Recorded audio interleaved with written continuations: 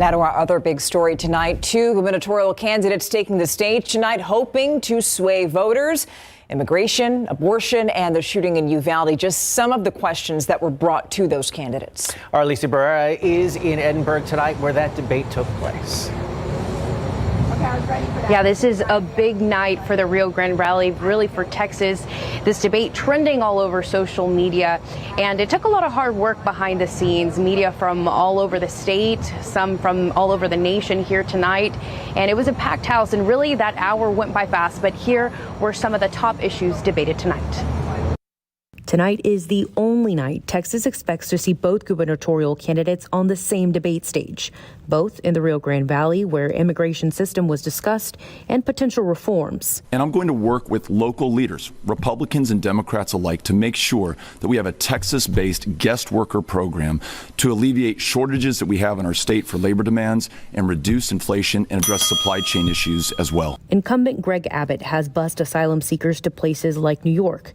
The mayor says Abbott has refused to coordinate these trips, saying other cities should expect similar busing. Mayor Adams has never called my office, never talked to anybody in my administration. And so what he's saying is just flat out false. There will be other cities in the future that also will be on the receiving end of migrants, because we will continue to have to move migrants. Families in Uvalde also made the trip to the valley. Many have asked for the age requirement on assault rifles to be raised.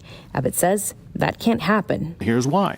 The most recent federal court of appeals decision on this particular issue said that it was unconstitutional for a state to raise the age from 18 to 21 for a person to buy an AR-15. Beto O'Rourke challenged what Abbott had to say. All we need is action, and the only person standing in our way is the governor of the state of Texas. In Florida, after the Parkland shootings, it was 23 days for that Republican governor to raise the age. KSAT Steve Spriester pressed Abbott on the issue of school safety. But Governor, I want to follow up with you. There's a regular session coming up in January. Will you make school safety an emergency item for lawmakers when they meet? You have 15 seconds. Absolutely. It's an answer O'Rourke took issue with, asking why not deal with it now in a special session. If it's an emergency, call a special session now. Abortion also on the table at tonight's debate. O'Rourke making it clear where he stands on the issue. I will fight to make sure that every woman in Texas can make her own decisions about her own body, her own future, and her own health care. And I will work with the legislature and my fellow Texans to return us to the standard that Texas women won in the first place, Roe versus Wade. Right now, the abortion law in Texas makes no exception for rape or incest. Abbott was asked if emergency contraception would be a viable alternative. It depends on what you mean by alternative. An alternative, obviously, is to do what we can to assist and aid the victim. And that is to help get them medical assistance that they need. The state, through our Alternatives to Abortion program, provides living assistance, baby supplies, all kinds of things that can help them. Also, we've increased funding for prenatal and postpartum care. Steve joining me tonight, a big night here in the Rio Grande Valley. It was, and it was an interesting debate. I was surprised a little bit by the tenor of the debate. I thought the governor came out maybe more forceful than he usually is. Usually he's very calm and cooled and unflappable. And I thought Beto kind of took the other. I thought Beto was more the cooler of the candidates, if I'm putting him in temperature gauges tonight. And then, and going back to just one of the issues that also Texans are very concerned about, the grid.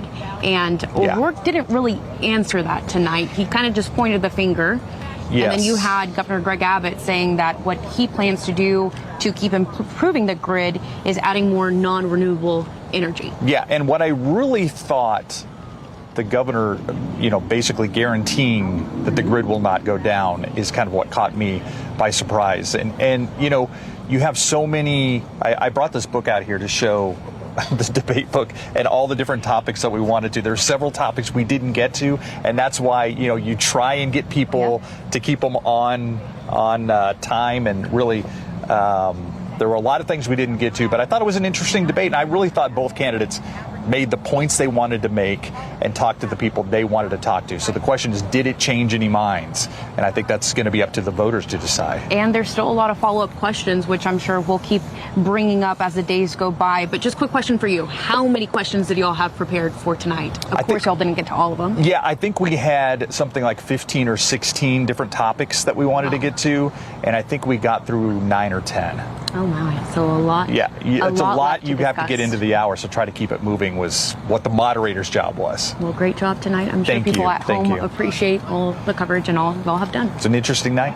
All right, back to you guys. Interesting indeed. That debate definitely flew by, Spree. We're looking forward to seeing you next week. Thank you. Now, if you missed tonight's debate, you can check it out on ksat.com. We have an article on the homepage. All you got to do is click on it.